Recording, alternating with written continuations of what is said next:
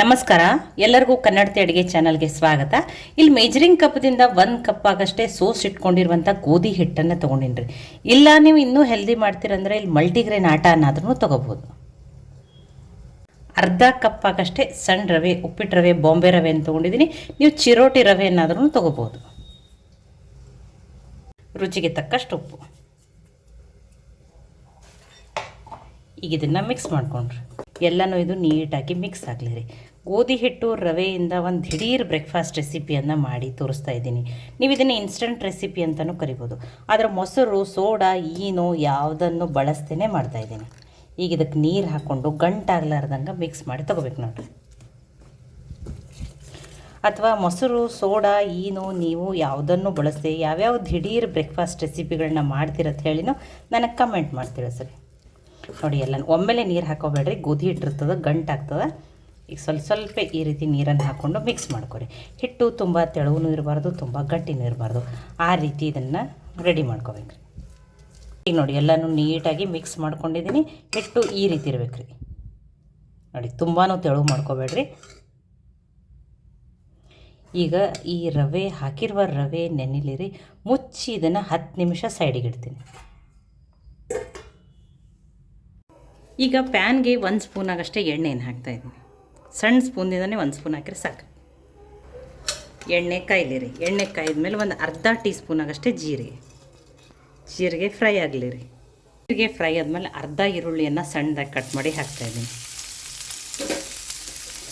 1 ಮೆಣಸಿನ್ಕಾಯಿನ ಹಾಕ್ತಾಯಿದ್ದೀನಿ. ಖಾರ ನೀವು ನೋಡಿಬಿಟ್ಟು ಹಾಕೋರಿ. ಮಕ್ಕಳಿಗೆ ಮಾಡ್ತಿದ್ರಂದರೆ ಈ ಹಸಿ ಮೆಣಸಿನ್ಕಾಯಿನ ಸ್ಕಿಪ್ ಮಾಡಿ ರೆಡ್ ಚಿಲ್ಲಿ ಫ್ಲೆಕ್ಸ್ ಏನಾದ್ರೂ ಹಾಕ್ಬೋದು. ಫ್ರೆಶ್ ಆಗಿರೋ ಕರಿಬೇವು ಸೊಪ್ಪು. ಹೈ ಫ್ಲೇಮ್ದಲ್ಲಿಟ್ಟನೆ ಬೇಯಿಸ್ಬಿಟ್ಟು ತೊಗೋತೇನೆ. ಈರುಳ್ಳಿ ಸ್ವಲ್ಪ ಸಾಫ್ಟ್ ಆದರೆ ಸಾಕ್ರಿ. ಈರುಳ್ಳಿ ಕಲರು ಏನು ಚೇಂಜ್ ಆಗೋದು ಬೇಡ. ನೋಡಿ, ಹಸಿದು ಹಾಕೋದಕ್ಕಿಂತ ಬೇಯಿಸಿ ಹಾಕಿದ್ರೆ ಟೇಸ್ಟ್ ಚೆನ್ನಾಗಿ ಬರ್ತದೆ.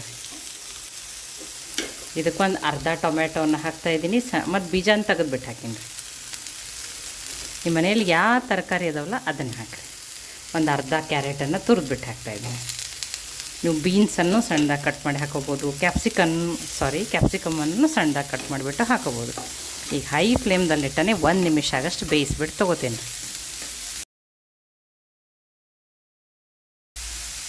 ಇದಕ್ಕೊಂದು ಸ್ವಲ್ಪ ಅರಿಶಿನ, 1/4 ಟೀ ಸ್ಪೂನ್.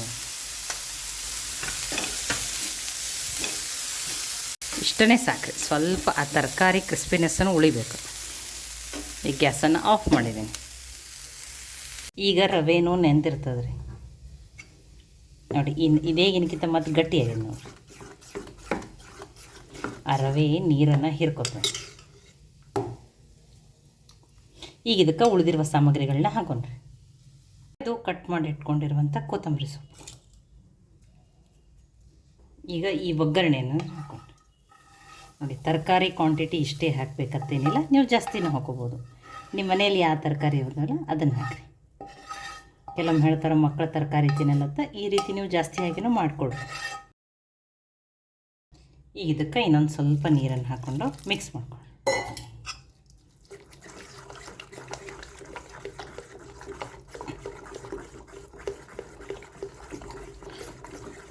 ನೋಡಿ, ಇನ್ನೂವರೆಗೂ ನಾನಿಲ್ಲಿ ಸೋಡಾ, ಈನೋ ಯಾವುದನ್ನು ಬಳಸಿಲ್ಲ. ಈಗ ನೋಡಿ, ಎಲ್ಲನೂ ನೀಟಾಗಿ ಮಿಕ್ಸ್ ಮಾಡ್ಕೊಂಡಿದ್ದೀನಿ. ಈ ರೀತಿ ಇರಬೇಕು ರೀ. ತುಂಬ ತೆಳುವೂ ಅಲ್ಲ, ತುಂಬ ಗಟ್ಟಿನೂ ಅಲ್ಲ. ನೋಡಿ, ಈಗ ಆಲ್ರೆಡಿ ತವೆಯನ್ನು ಕಾಯ್ಲಿಕ್ಕೆ ಇಟ್ಟೀನಿ. ನಾನು ನಿಮ್ಗೆ ದೋಸೆಯನ್ನು ಹಾಕಿಬಿಟ್ಟು ತೋರಿಸ್ತೀನಿ. ಇಲ್ಲಿ ನೀವು ಇನ್ನೊಂದು ಸ್ಪೂನ್ ಆಗಷ್ಟು ಕಡಲೆಬೇಳೆ ಹಿಟ್ಟನ್ನು ಹಾಕೋಬೋದು. ಟೇಸ್ಟೂ ಚೆನ್ನಾಗಿ ಬರ್ತದೆ ಮತ್ತು ಕಡಲೆಬೇಳೆ ಹಿಟ್ಟು ಪ್ರೋಟೀನ್ ರಿಚ್ನೂ ಇರ್ತದೆ. ನಾನೀಗ ದೋಸೆಯನ್ನು ಹಾಕಿ ತೋರಿಸ್ತೀನಿ. ಏನೂ ಕಾಯ್ಲಿಕ್ಕೆ ಇಟ್ಟೀನಿ ರೀ. ನಿಮಗೆ ದೋಸೆಯನ್ನು ಹಾಕಿಬಿಟ್ಟು ತೋರಿಸ್ತೀನಿ.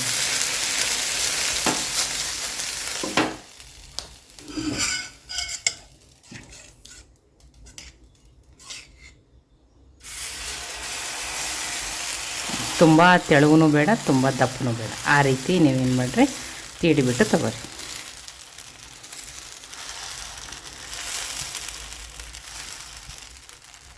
ಎಣ್ಣೆ, ತುಪ್ಪ ಯಾವ್ದು ಬೇಕೋ ನೀವು ಅದನ್ನು ಹಾಕಿಬಿಟ್ಟು ಬೇಯಿಸ್ಬೋದು. ಈಗ ಇದನ್ನು ಮುಚ್ಚಿ ಬೇಯಿಸೋಣ್ರಿ. ಈಗ ಇದನ್ನು ತಿರುಗಿಬಿಟ್ಟು ಬೇಯಿಸೋಣ್ರಿ. ನೋಡಿ, ಒಂದು ಸೈಡ ಚೆಂದಂಗೆ ಉಮ್ಗೊಯ್ದದ ರೀ. ನೋಡಿರಿ, ಕಲರ್ನ ನೋಡಿರಿ ಎಷ್ಟು ಚೆನ್ನಾಗಿ ಬಂದ. ಈಗ 2 ಸೈಡ ಬೇಯ್ದದ್ರಿ. ನೋಡಿರಿ, ಈಗ ಇದನ್ನು ತಗೊಂಡ್ರೆ ನೋಡಿ ಎಷ್ಟು ಚೆನ್ನಾಗಿ ಬಂದ. ಇನ್ನೊಂದನ್ನು ಹಾಕಿಬಿಟ್ಟು ತೋರಿಸ್ತೀನಿ ನೀವು.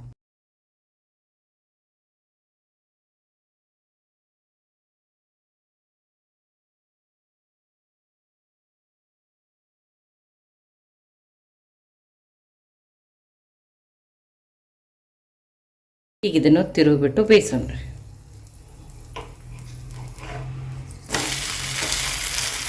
ನೋಡಿ ಎಷ್ಟು ಚೆನ್ನಾಗಿ ಬಂದ ನೋಡಿ.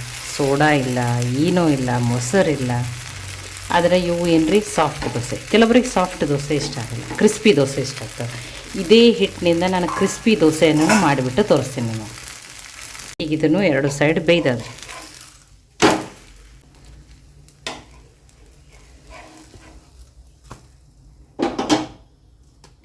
ನೋಡಿ ನಾನು ನಿಮ್ಗೆ 2 ದೋಸೆಯನ್ನು ಹಾಕಿಬಿಟ್ಟು ತೋರಿಸಿದ್ದೀನಿ. ಈ ಕ್ರಿಸ್ಪಿ ದೋಸೆಯನ್ನು ಹಾಕಿಬಿಟ್ಟು ತೋರಿಸ್ತೀನಿ. ದೋಸೆಗೆ ಇಲ್ಲಿ ಒಂದು ಸ್ವಲ್ಪನೇ ಹಿಟ್ಟನ್ನು ಬೇರೆ ಹಾಕುತ್ತೇನೆ ನಾನು.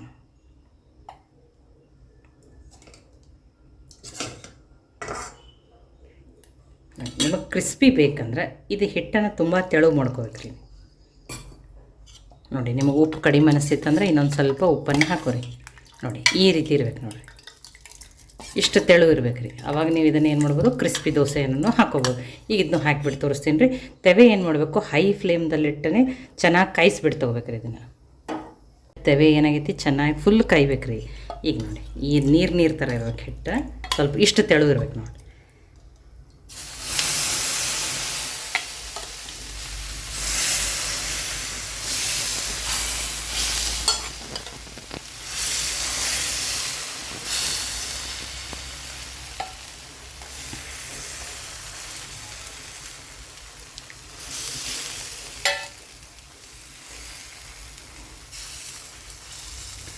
ಹೈ ಫ್ಲೇಮ್ದಲ್ಲಿಟ್ಟನೆ ಹಾಕಿರಿ. ಹಾಕಿದ್ಮೇಲೆ ಗ್ಯಾಸನ್ನು ಲೋ ಫ್ಲೇಮ್ದಲ್ಲಿಟ್ಟನೆ ಬೇಯಿಸ್ಬಿಟ್ಟು ತೊಗೋಬೇಕ್ರಿ ಇದನ್ನು. ಈಗ ಇದಕ್ಕೆ ಎಣ್ಣೆಯನ್ನು ಹಾಕ್ತಾಯಿದ್ದೀನಿ. ನೀವು ಇದನ್ನು ಹೈ ಅಥವಾ ಮೀಡಿಯಮ್ ಫ್ಲೇಮ್ದಲ್ಲಿಟ್ಟು ಬೇಯಿಸ್ರೆ ಕ್ರಿಸ್ಪಿ ಆಗಲ್ರಿ. ಲೋ ಫ್ಲೇಮ್ದಲ್ಲಿಟ್ಟನೆ ಕ್ರಿಸ್ಪಿ ಆಗೋವರೆಗೂ ಬೇಯಿಸ್ಬಿಟ್ಟು ತೊಗೋಬೇಕು ಇದನ್ನು. ಇದು ನೋಡಿ ಚೆನ್ನಾಗಿ ಬೇಯ್ದು ಕ್ರಿಸ್ಪಿ ಆದಮೇಲೆ ನೋಡಿರಿ ತಾನೇ ತವೆಯಿಂದ. ಆದರೆ ಇದನ್ನು ನೀವು ಲೋ ಫ್ಲೇಮ್ದಲ್ಲಿಟ್ಟನೆ ಬೇಯಿಸ್ಬೇಕು. ನೋಡಿ ಎಷ್ಟು ಚೆನ್ನಾಗಿ ಬಂದ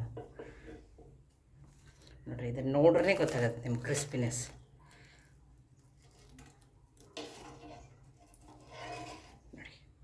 ನೋಡಿರಿ ಎಷ್ಟು ಕ್ರಿಸ್ಪಿಯಾಗಿ ಬಂದೈತಿ. ಮತ್ತು ಎಷ್ಟು ಈ ರೀತಿ ತೂತಾಗಿಯೇ ಬರ್ಬೇಕು ರೀ. ಹಿಟ್ಟು ತೆಳುವೂ ಇರಬೇಕು.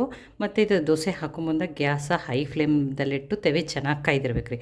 ಹಾಕಿದ್ಮೇಲೆ ಲೋ ಫ್ಲೇಮ್ದಲ್ಲಿಟ್ಟು ಬೇಯಿಸ್ಕೊಂಡ್ರೆ ಈ ರೀತಿಯೇ ಬರ್ತದೆ ರೀ. ಇಲ್ಲಿ ನೋಡಿ 3 ದೋಸೆಯನ್ನು ಹಾಕ್ಕೊಂಡಿದ್ದೀನಿ. ನೋಡಿ ಕಲರ್ನು ಎಷ್ಟು ಚೆನ್ನಾಗಿ ಬಂದೈತಿ ಮತ್ತು ಎಷ್ಟು ಸಾಫ್ಟ್ ಅದಾವೆ ನೋಡಿ. ಇಡೀ ದಿನ ಇಟ್ರೂ ಇಷ್ಟನೇ ಸಾಫ್ಟ್ ಇರ್ತಾವೆ. ನೀವು ಇದ್ರ ಜೊತೆ ನಾನಿಲ್ಲಿ ಕಾಯಿ ಚಟ್ನಿನೂ ಮಾಡ್ಕೊಂಡಿದ್ದೀನಿ, ಇದು ಟೊಮ್ಯಾಟೊ ಚಟ್ನಿನೂ ಅದ. ನೀವು ಇದೇ ಚಟ್ನಿನೇ ಮಾಡ್ಕೋಬೇಕತ್ತೇನಿಲ್ಲ. ನೀವು ಇದನ್ನು ಶೇಂಗಾ ಚಟ್ನಿ ಪುಡಿ ಜೊತೆನೂ ತಿನ್ಬೋದು. ತುಪ್ಪ ಶೇಂಗಾ ಚಟ್ನಿ ಪುಡಿ ಈ ದೋಸೆನೂ ತಿನ್ಬೋದು. ಈ ರೀತಿ ಮಾಡಿ ಹೆಲ್ದಿಯಾಗಿ ಮಕ್ಕಳಿಗೆ ಲಂಚ್ ಬಾಕ್ಸಲ್ಲಿ ಕೂಡ ಹಾಕಿ ಕೊಡ್ಬೋದು. ನೋಡಿ ನಿಮಗೆ ಸಾಫ್ಟ್ ಇಷ್ಟ ಅಂದರೆ ಸಾಫ್ಟ್ ಮಾಡ್ಕೋಬೋದು. ಇಲ್ಲ ನಾನು ಕ್ರಿಸ್ಪಿ ದೋಸೆಯನ್ನು ಹಾಕಿಬಿಟ್ಟು ತೋರಿಸಿದ್ದೀನಿ. ನಿಮಗೆ ಕ್ರಿಸ್ಪಿ ಬೇಕಂದರೆ ನೋಡಿರಿ ಇದ್ರ ಸೌಂಡ್ದಿಂದನೇ ಗೊತ್ತಾಗ್ತೈತೆ ನಿಮ್ಗೆ ಎಷ್ಟು ಕ್ರಿಸ್ಪಿಯಾಗಿ ದೋಸೆ. ನೋಡಿ ಎಷ್ಟು ಕ್ರಿಸ್ಪಿಯಾಗಿ ಎಷ್ಟು ಚೆನ್ನಾಗಿ ಬಂದ ನೋಡಿರಿ. ನಿಮಗೆ ಯಾವ ರೀತಿ ದೋಸೆ ಬೇಕಲ್ಲ, ಕ್ರಿಸ್ಪಿ ಸಾಫ್ಟ್ ಎರಡನ್ನೂ ಈ ರೀತಿ ಇದೇ ಒಂದೇ ಹಿಟ್ಟಿನಲ್ಲೇ ನೀವು ಮಾಡ್ಕೋಬೋದು. ತುಂಬ ಟೇಸ್ಟಿನೂ ಅದ, ಹೆಲ್ದಿನೂ ಅದ. ಬಿಸಿ ಬಿಸಿ ಟೇಸ್ಟಿಯಾಗಿರುವಂಥ ಗೋಧಿ ಹಿಟ್ಟಿನ ದೋಸೆ ರೆಡಿ ಆಗ್ಯದ್ರಿ.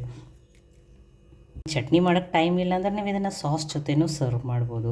ಈ ಟೇಸ್ಟಿಯಾಗಿರುವಂಥ ಗೋಧಿ ಹಿಟ್ಟಿನ ದೋಸೆ ರೆಸಿಪಿ ನಿಮಗೆ ಇಷ್ಟ ಆಗಿತ್ತಂದ್ರೆ ಲೈಕ್ ಮಾಡಿ, ಶೇರ್ ಮಾಡಿ, ಕಮೆಂಟ್ ಮಾಡಿರಿ. ಖಂಡಿತನೂ ಟ್ರೈ ಮಾಡಿ ನನಗೆ ಹೆಂಗೆ ಬಂದಿತ್ತು ತಿಳಿಸ್ರಿ. ಮತ್ತು ಒಳ್ಳೆ ಹೊಸ ರೆಸಿಪಿಗಳಿಗಾಗಿ ಕನ್ನಡತಿ ಅಡುಗೆ ಚಾನಲನ್ನು ಸಬ್ಸ್ಕ್ರೈಬ್ ಮಾಡಿ, ಬೆಲ್ ಐಕಾನ್ ಪ್ರೆಸ್ ಮಾಡೋದನ್ನು ಮರಿಬೇಡ್ರಿ. ಈ ವಿಡಿಯೋವನ್ನು ಹೈಪ್ ಮಾಡಿದ್ರೆ ಇನ್ನೂ ಜಾಸ್ತಿ ಜನಕ್ಕೆ ರೀಚ್ ಆಗ್ತದೆ. ಮತ್ತೊಮ್ಮೆ ಎಲ್ಲರಿಗೂ ಧನ್ಯವಾದಗಳು. ನಾಳೆ ಮತ್ತೆ ಹೊಸ ರೆಸಿಪಿ ಜೊತೆ ಸಿಗೋಣ.